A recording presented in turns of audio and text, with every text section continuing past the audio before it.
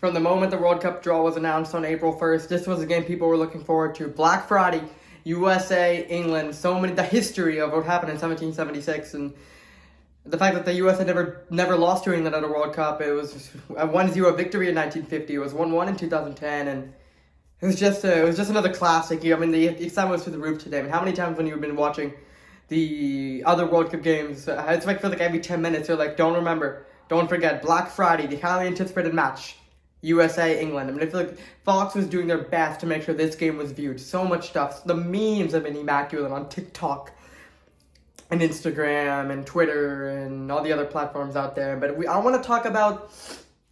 I mean, I don't want to talk about the game, because everyone's watching the game. I just want to talk about what I got away from this game, tactically. So we're not just going to be a typical game review, because I know all of you all watch the game, so I'm not going to waste my time talking about the game.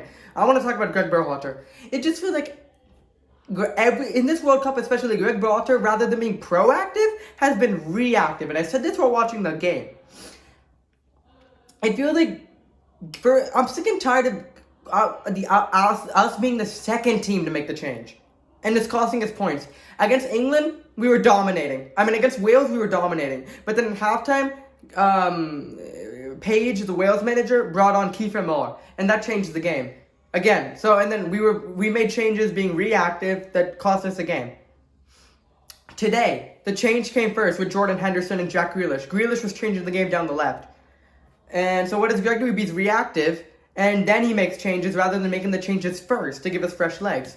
And again, it changed the game today. I thought Jack Grealish Jack Grealish gave England something different. He gave them an outlet down the left, and Jordan Henderson just using his experience to slowed the game down. So I just feel like Greg Berhalter, because here's the interesting thing, right? Because during World Cup qualifying, it was Greg Berhalter's awareness and ability to change things in the second half to qualify the U.S. for the World Cup. I still think of that 7:45 in Honduras, third game, that opening window. When they tied the opening game, they tied the second game against Canada. They were looking at getting out of that first window with 2 points. They were 1-0 down at halftime. And then he made the changes at halftime, bringing on, I think it was Brennan Aronson who we brought on, and a few others, and we won the game 4-1. So I just feel like, and there were a couple other performances in there, I felt like, or I think it was the Costa Rica game. It was 1-1, and then he made some changes. The home game, we won 2-1. There were a few other cagey affairs that he won for us in the second half with these changes during World Cup qualifying.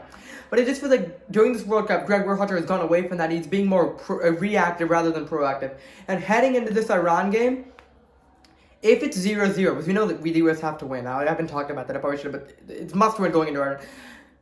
If it's the 60th minute, I want to see changes. Enough of this waiting until the 70th, 75th minute. 60th minute, 0-0, make the attacking changes, Greg Berhalter.